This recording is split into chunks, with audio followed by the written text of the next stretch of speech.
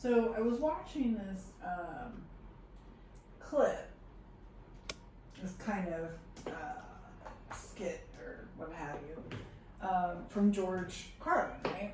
And he said, it's called the American Dream because you have to be asleep to believe it. And that got me, okay? So that's what got me on this one. And I have some messages from the Spirit about all of this for you guys. Of course, take what resonates, leave the rest, use your own discernment always. But, you know, we're waking up from more than one dream, right? And I really chuckled when he said that. And I was like, oh, that is good.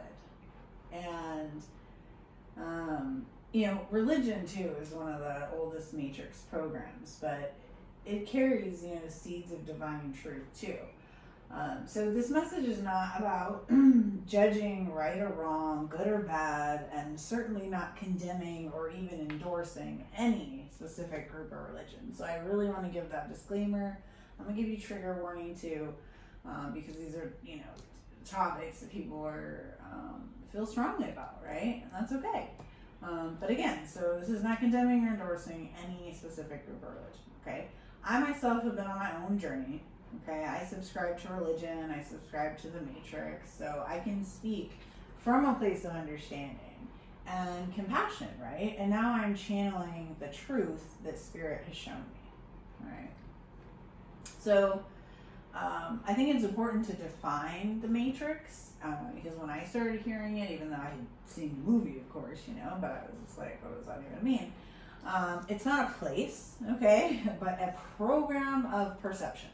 Okay, we know perception is everything, right? Perception is huge. So fear, guilt, separation, huge one. Hierarchy, distraction, right? So it's a program of those things. Okay, the world itself, or the planet, you know, is not necessarily false. Okay, the story about it is, right? So that's the first part, and then I want to tie the two together because they go together, right? And like I said, religion is the oldest matrix program. All sacred texts are human written. I'm just going to say it, okay? Divine inspiration, yes, in some of them, plus human influence, okay? So what does that mean? Spirit and shadow, okay? And there's a mystical layer, right? Direct source experience. And then there's the institutional layer, right? Rules, power, control. Some examples of those. You know, think about Jesus's inner kingdom, right, versus the church hierarchy. Think about Sufi poetry versus fundamentalism. Okay, think about meditation, you know, Zen versus, you know, rigid rules. Even indigenous ceremonies, right, versus colonized dogma. So these are all of the, you know, examples that came to me. And, you know, we're all reaching for the same light, right? We're just using different ladders to get there. So some built with love, some built with control, you know, and many pass that down without question, right? And if you trace those far enough back, you'll find the same source.